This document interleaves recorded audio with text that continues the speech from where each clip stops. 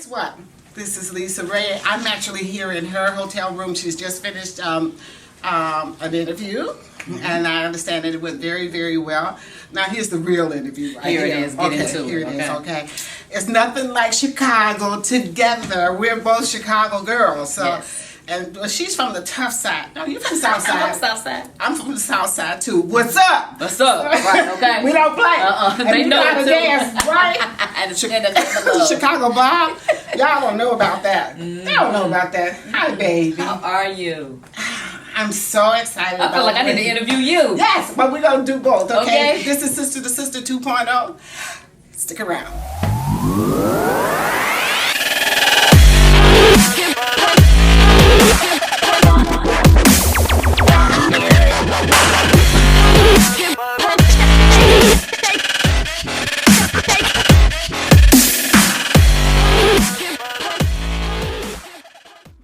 Because in the beginning of my career, I was in the pick me and see me business, you know, and I used what I got to get what I want. And I knew this right here was my cover, and I used it. And so much so till I had an identity crisis, because when I finished doing Players Club, I thought I had to have the long hair and the makeup and be on to be noticed, you know, so people go, oh, that's LisaRaye, you know. It wasn't until after I started getting other parts that I was like, no, I don't have to You don't do have this. to, yes. And I have more to me, because I was limited, because when I first came here, I was just like, I just want to be famous. I just want to be on the big screen or the small screen. I just want to do something, you know. And so I used the whole sex simple thing. The interesting thing about LisaRaye is she's always been kind, she's always been giving, and she's had this beauty, but she's never worn it. I mean, you know what I mean? And the people look at it and want to use it, but you've never worn it because you don't see that. And I've learned through the years that that's one of my best qualities, because that's what make people walk away from me and say, she cool, she is down to earth, I like you. Because really, if someone don't like me, I really have to say, well, you've never met me, then you've never given me a chance, because I'm a good girl, I'm a good friend, like I am. Have you ever cheated on a guy? Because he was cheating on. So do you think that? You know what I'm saying? Being honest. So do you think that was karma? That Michael was okay? Because you believed in him. You really thought that he really was the guy. Yeah, he really loved me, and he really did. But if I could have given him what he felt like I should have given him, which was the love he built up and said, hey, I have all this love for you, why aren't you giving it to me? I did not love him like that.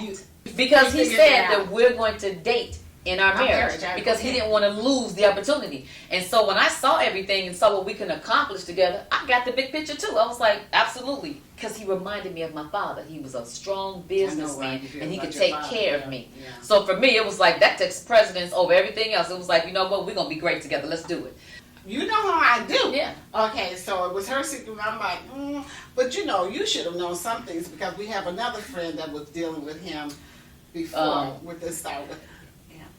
Who? Well, Yeah. Well, I knew about Kim Fields. You know about her. What? No, I didn't know about her. See, I knew about her. So what was clear to me is that he was looking for someone to help him run that country. That was clear to me.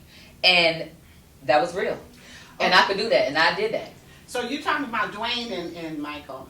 Now I know you were close to Dwayne, because you worked together, you know, with the shooting and stuff. So what? Just the mention of his name makes me.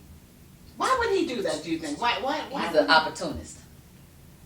Because he wanted to get closer to Michael, because of what Michael could bring to him as the prime minister. Absolutely, and all of that. Okay. Yes.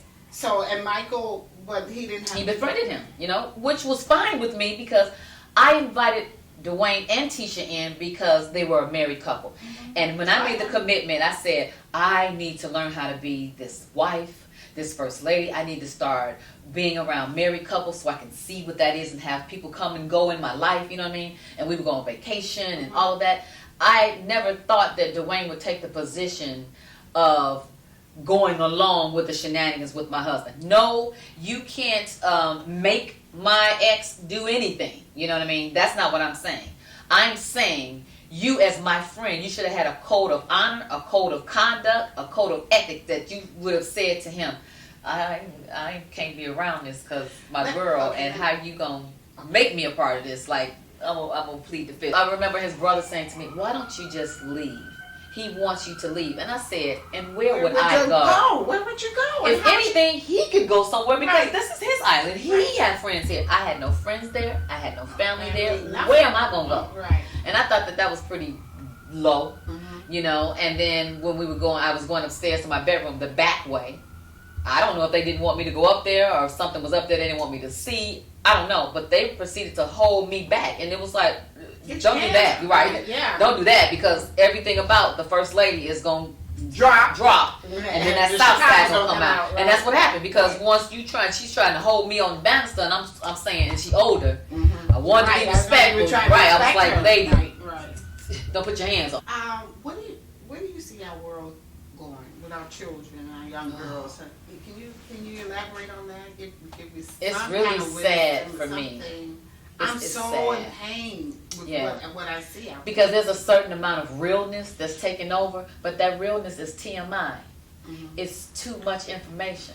It's the reality shows that we have on TV now that's depicting too much for our young people to even fathom right now because they're too young and their mind is underdeveloped for them to decide, oh, I want to be like this. So if you're constantly showing this to them in their face and saying this is the norm, then that's what becomes the norm. So now we all like, I want to show you my pregnancy test. I want to get an abortion on camera. I want to throw glass across the table to my girlfriend. I want to sleep with my girlfriend's husband. It's almost like, oh my God, what do you mean? Where's the loyalty? Where's the love? So I do know that it takes a certain amount of realness now to get to these kids because they're not listening to anything else.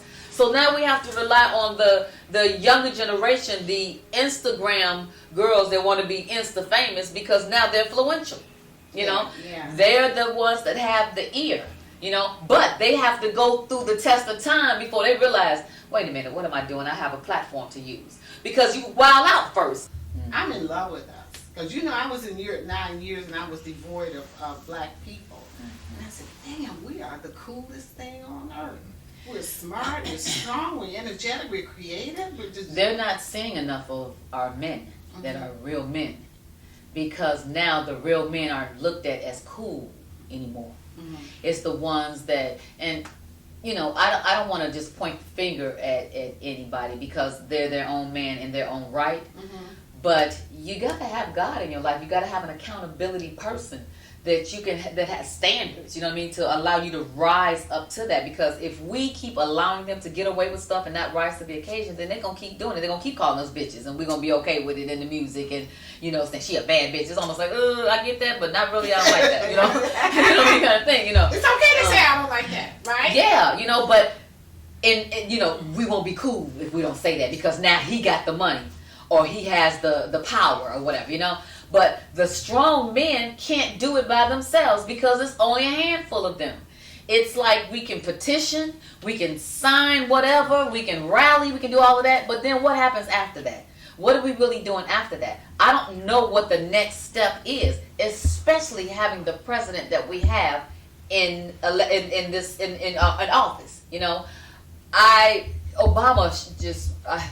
I know he can't run again, but he was so elegant in his tone and showing love in the White House. I don't remember seeing love like that in a long time.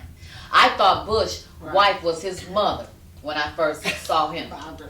I did, I couldn't imagine them together. Michelle and Barack, you can just want to be a fly on the wall in their bedroom. Like, you love her.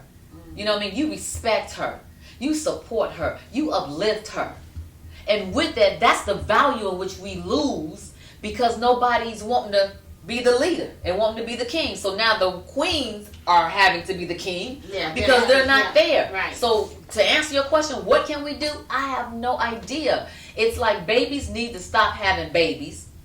If you don't want to have a baby, don't have it. Because why bring something in the world that you're not ready for? I always look at, wait a minute, Jesus is my dude. They didn't do him right. And when I look at all the stuff that he did, I said, girl, look at these niggas. You know what I'm saying? And then I also feel like I got a second chance now because I'm really doing what I want to do this time around. I'm not doing anything I don't want to do. I'm not working with nobody I don't want to work with. I'm not accepting jobs for any reason other than me wanting to do it. I feel in control. Right. And it's not cocky. No. It's not any of that. It is just that I know where I want to go. I know what I want to do. You know, I'm really a businesswoman. So, you know, coupled with keeping the brand alive and staying on TV and staying famous is going to help everything else that I do. But I'm on a whole different path of philanthropy, of humanitarian, of teaching, and of being an activist. Like, I want to use my platform for something totally different now. I've made money for other countries and other men. If I'm that bankable, why don't I bank on me?